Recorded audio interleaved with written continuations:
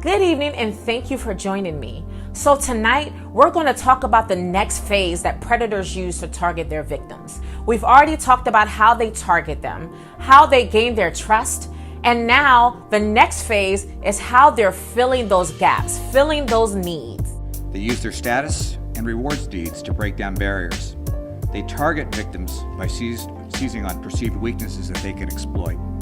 Problems at home, self-esteem issues, body image issues. They instill the need to feel special, wanted, and loved. They provide understanding. You can look at this phase in the process as what I call the knight in shining armor syndrome. So what happens is that child starts to gravitate towards this adult, this predator, because over time they've built their trust. They've been there for them. So just imagine if you're not present that much. And now all of a sudden they have someone that's present. Just imagine if there's financial issues going on and they're getting money from this person. Just imagine if whatever is breaking down in that young girl's world, this person is being that buddy, that friend during those times. So now they start to gravitate towards them. So think about it. I have 2 small children. And typically when grandma and grandpa are around, they tend to gravitate towards grandma and grandpa because grandma and grandpa lets them get away with stuff. So, and mommy's more of, okay, you need to get X, Y, and Z done. So think about it the same way. This person is filling those gaps, and now these children are gravitating towards them because they built that trust. And they do it in the most subtle ways. You know, you get in a fight with a friend. Your friend called you that? Oh my gosh, why would your friend ever call you that? That's not a friend. I'm your real friend. I would never say anything like that. And they pull you away from everything around you, all your friends and your family and your teachers.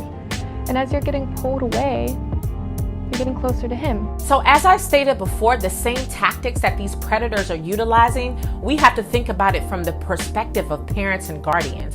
What can we do to fill the needs of our children? Were there certain characteristics that you looked for in children before molesting them? In children, yes, but more I also looked at their families. If I thought the father was a threat, I would not approach the child.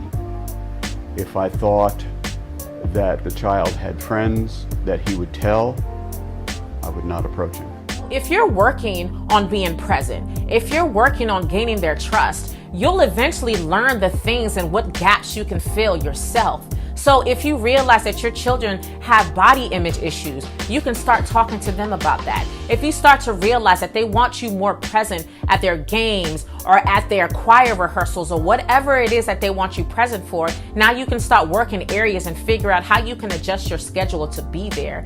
If they just need someone available and you can FaceTime, have somebody call you when the game is over so you can cheer them on and sing them praises, do that. But as you're progressing and you're truly learning about your child, you'll be able to fill in the gaps that they need so they don't have to depend on anyone else to fill those gaps. So join me tomorrow as we have 3 more episodes in the series. And tomorrow we're going to talk about isolating the child. So once the predators have utilized all these other tactics, the next phase is to isolate the child. So we're going to go over that in addition to some awesome parenting tips. So get this exclusive content right here on Facebook at We Speak, They Speak at 10 p.m. Eastern, 9 p.m. Central, and 7 p.m. Pacific. See you guys tomorrow.